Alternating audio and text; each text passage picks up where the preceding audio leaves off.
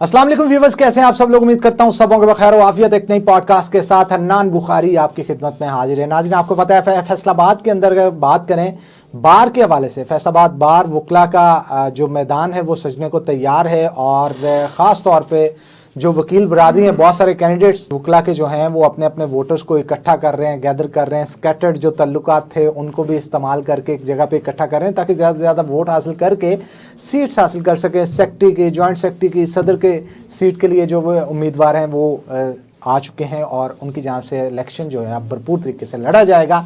गुज़श्ता दिनों के अंदर आपने देखा कि सेक्रेटरी की सीट के कैंडिडेट अली आबद मंच साहब, उनका मैंने इंटरव्यू किया था। और आज हमारे साथ जो मौजूद हैं, जो शख्स पॉडकास्ट के अंदर, ये भी सेक्रेटरी के कैंडिडेट हैं और ये भी राना बरादरी से इनका ताल्लुक़ है और इनका नाम है राना उमर फ़ारूक साहब। आपको वेलकम करते हैं जी पॉडकास्ट में। कैसे हैं आप? मिजाज ठीक है जी? अस्सलाम वालेकुम, मैं ठीक हूँ, आप सुनाए ठीक है? राना साहब, पहला सवाल, क्या आप राना बरादरी के कैंडिडेट हैं? जी देखें, बरादरी तो हमने खुद से बनाई हुई है। मैं वकील हूँ और मेरी बरादरी जो है वो वकील हैं सारे, तो मैं वकला बरादरी का कैंडिडेट हूँ। क्या आप इस चीज़ से फिर मुनहरफ होते हैं कि बरादरियाँ मैटर नहीं करती कचहरी के वोट बैंक के हवाले से? जी मैटर करती हैं, अल्हम्दुलिल्लाह बरादरी के काफ़ी ज़्यादा दोस्त मेरे साथ अटैच भी हैं, तो बरादरी मैटर करती हैं। लेकिन हमने जो इलेक्शन स्टार्ट किया है, जो मेरे सीनियर्स हैं उनका एक ग्रुप है हमारा, 2002 से 3 से ग्रुप जो हमारा इस्टेब्लिश है, और जो मेरे सीनियर्स हैं उनकी सुपरविजन के अंदर मैंने इलेक्शन स्टार्ट किया है। और हमारा तमाम बरादरियों का प्रैक्टिसिंग वकला है। हम जो मेरे सीनियर्स हैं जिस ग्रुप का मैं कैंडिडेट हूँ, तो उन जिनके पास मैंने प्रैक्टिस की है, तो इस वजह से हम सारे बरादरी के मिक्स हैं, हम वकला हैं। तो मैं नहीं ये बात समझता कि मैं किसी मखसूस बरादरी का कैंडिडेट मैं हूँ। बाकी जो मेरी बरादरी है राजपूत, वो तो मेरे साथ है ही। अच्छा राना साहब, मुझे ये बताइएगा कि शख्सियत कितनी मैटर करती है कचहरी के इलेक्शन में? बरादरी भी मैटर करती है, शख्सियत भी मैटर करती है। इस हवाले से मुझे बताइएगा कि वोट बैंक को अट्रैक्ट करने के लिए क्या क्या चीज़ें आपके अंदर बिल्ट इन होनी चाहिए? जी मैं ये बात समझता हूँ कि वोट बैंक को अट्रैक्ट करने के लिए हम सब रिक्वेस्ट कर रहे हैं।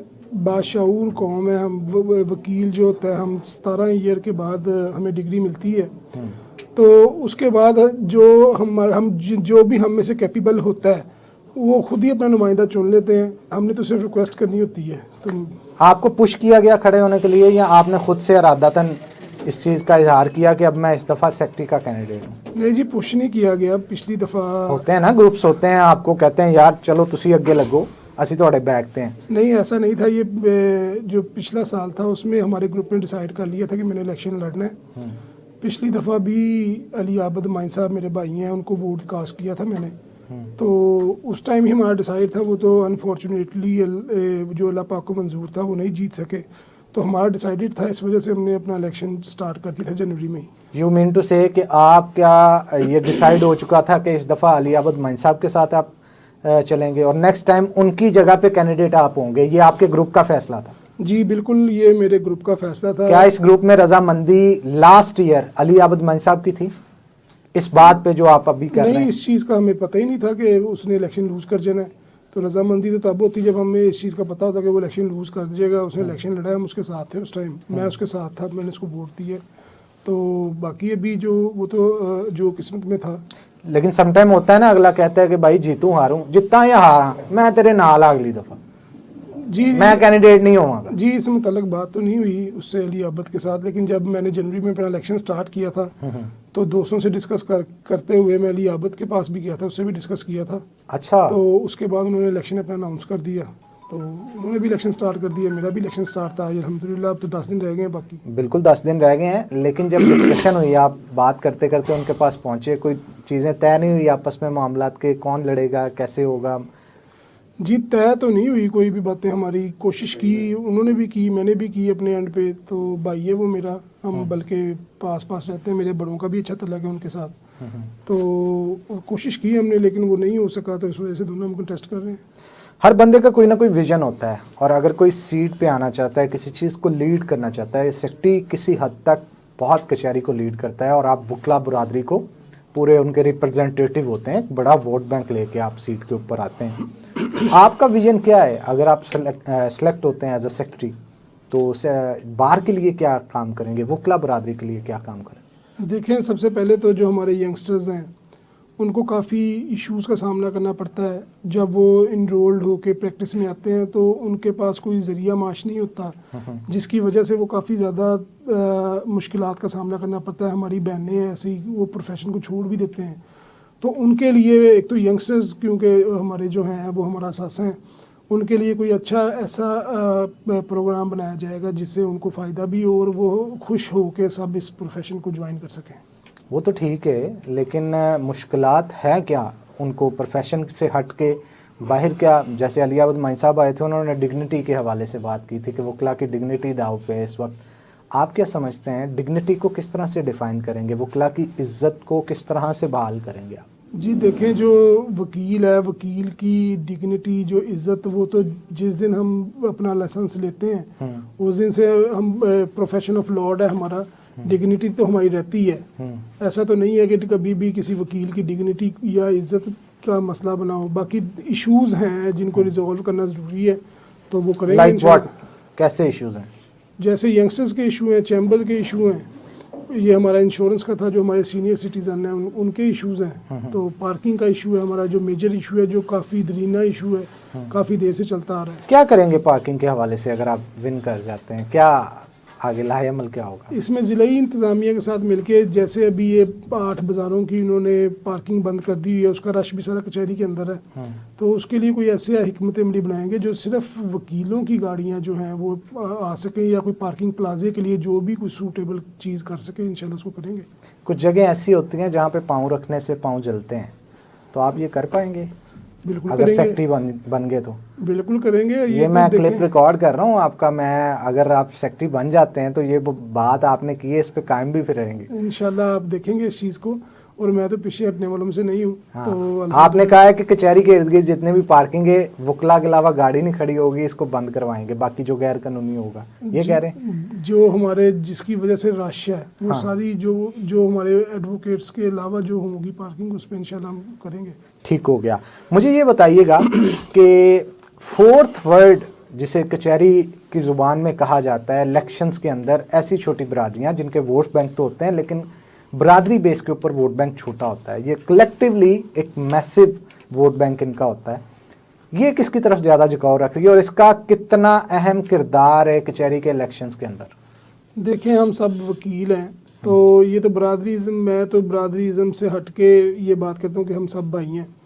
तो फोर्थ वर्ड का एक मेजर वोट है हमारी कचहरी के अंदर, तो डिसाइडिंग वोट भी वही है, और इस दफ़ा फोर्थ वर्ड का कैंडिडेट भी नहीं है। तो मैं समझता हूँ इस साल के अंदर तो बहुत ज़्यादा फोर्थ वर्ड का है गैप है। फोर्थ वर्ड का कैंडिडेट नहीं है तो गैप ही है ना, फिर जो भी जाएगा उसे फिल कर लेगा अपने इखलाक से, प्यार से, मोहब्बत से। ऐसे ही है। तो एग्जैक्टली अगर मोटा मोटा अंदाज़ा लगाया जाए कितना वोट बैंक होगा फोर्थ वर्ड का? ऑलमोस्ट कोई 3000 वोट होगा, लेकिन जो कास्टिंग होगी वो 1300-1400 की होगी। और 1300-1400 वोट जो है वो बड़ा होता है जी। मुझे ये बताइएगा, कुछ कैंडिडेट्स थे जो कि फोर्थ वर्ड में से मेंबर पंजाब बार भी बने और जो बार की सीट्स हैं उनके ऊपर भी मुंतखब होते रहे, उनकी क्या पेशरफ्त है? कौन कौन से आपके साथ हैं जो मेजर लोग, जो डोमिनेंट लोग हैं, डोमिनेंट पर्सनैलिटीज़ हैं, उनके हवाले से हमें ज़रा बताइएगा। जी देखें, अल्हम्दुलिल्लाह जो मेजर पोर्शन है हर बरादरी से मुझे मिल रहा है। चंगेज़ अहमद ख़ान काकड़ साहब फोर्थ वर्ड के हमारे मेंबर पंजाब बार कौंसल हैं, वो मेरे साथ हैं, मेरा इलेक्शन लड़ रहे हैं। इम्तियाज़ अहमद लूना साहब जो हैं वो मेरा इलेक्शन लड़ रहे हैं, मेंबर पंजाब बार कौंसल हैं।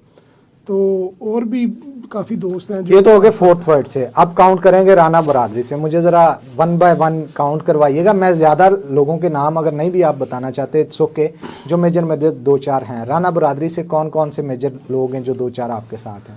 जी, राजपूत बरादरी मेरी अपनी बरादरी है। जी जी। तो मैं तो ये समझता हूँ कि मेजर बरादरी मेरे साथ है। हम बरादरी के 2 कैंडिडेट हैं, लेकिन उसके बावजूद अल्हम्दुलिल्लाह बरादरी का मेजर वोट मुझे मिल रहा है। तो बाकी जो बरादरी के हमारे सीनियर्स हैं, जिसमें राना मुशर्रफ साहब, सीनियर वकील हैं, वो हमारे राना तारक मजीद साहब, राना राशिद साहब, राना जहाद मजीद साहब, ऐसे और भी काफ़ी जो मेरे सीनियर्स हैं वो इसमें मेरे साथ हैं इलेक्शन के अंदर, तो मज़ीद जो हैं वो इंशाल्लाह 2-4 दिनों में मेरे साथ ऐड हो भी रहे हैं। अराई बरादरी में से राइम बरादरी में से अभी इसको मैं कहता हूँ कि बाद में कर लें, क्योंकि डिस्क्लोज नहीं करना चाह रहे अभी जी, आप। उनकी चलें जी, वो अब बहुत सारी बरादरियों के लोग जो है वो डिस्क्लोज इसलिए नहीं करना चाह रहे, अभी कुछ दिन है इलेक्शंस में, तो वो कहते हैं ना कि दाव का पत्ता जो है वो हमेशा जो लास्ट पे आपने हुक्म का इक्का फेंकना होता है उसे छुपा के रखना चाहिए, क्योंकि वही डिसाइड करता है कि आपकी गेम का पलड़ा किस साइड पे जाएगा। तो मेरा ख्याल है राना उमर फारूक साहब जो है वो इस हवाले से अपना हुक्म का इक्का ज़रा छुपा के रखना चाहते हैं। मुझे बताइएगा आपकी नज़र में इलेक्शन रिजल्ट्स क्या होंगे? जी 10 जनवरी को आ जाएंगे सामने। वो तो आ जाएंगे, लेकिन आपकी सोच क्या कहती है, नज़र क्या कहती है, सियासी बसीरत क्या कहती है, उस हवाले से मैं जानना चाह रहा हूँ। कैंडिडेट से हटके आप एज आ वकील जो सूरत देख रहे हैं वो उस हवाले से बताएंगे। जी जनवरी से मैंने इलेक्शन, जब मैंने अनाउंस नहीं किया था, अनाउंस मैंने मार्च में किया है। मैंने पहले सूरत हाल सब दोस्तों से, अपने भाइयों से मशवरा करके इलेक्शन शुरू किया था। अल्हम्दुलिल्लाह जिस दिन से मैंने इलेक्शन अनाउंस किया उस टाइम से लेके आज तक इलेक्शन हमारा ठीक है। तो इंशाल्लाह हम जीतेंगे। ये तो आप कचहरी में किसी से भी पूछ सकते हैं, तो कि ये जो कि मेजर पोर्शन कौन लेके जा रहा है वकला का, तो इंशाल्लाह अल्हम्दुलिल्लाह ठीक है हमारा इलेक्शन। वोट बार्गेन भी होते हैं? जी वो लास्ट डे में होते हैं। किस हद तक होते हैं ये तो अब पता चलेगा इलेक्शन। गुज़श्ता ज़रा इलेक्शंस पे नज़र दोहराएं ना, आपने भी बहुत सारे इलेक्शंस दोस्तों को भी लड़े हैं, तो कुछ ना कुछ अंदाज़ा तो होगा। 50 वोट, 100, 200, 800, 1000?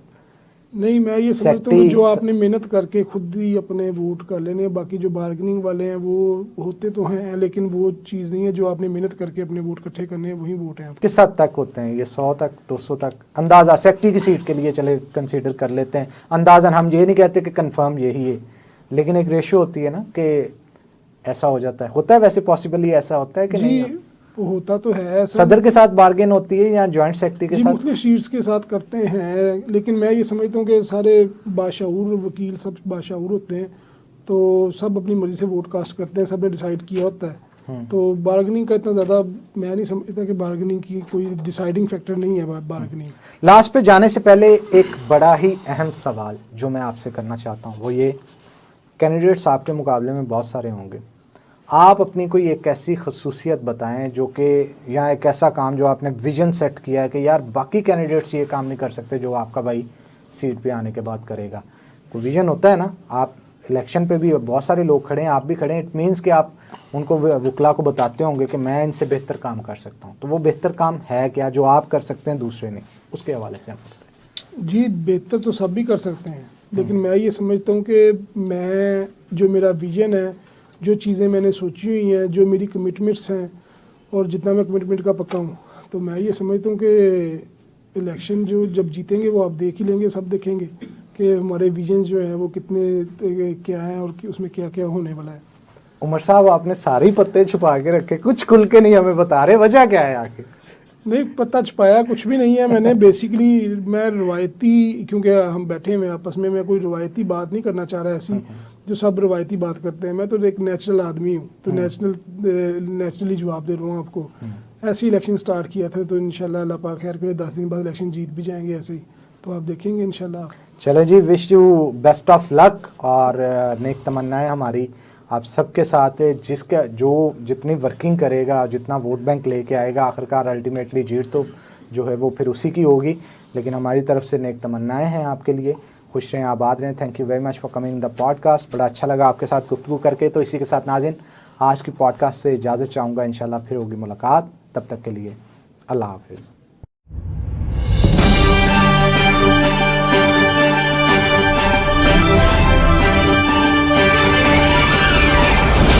FNN रहिए बाखबर FNN के साथ।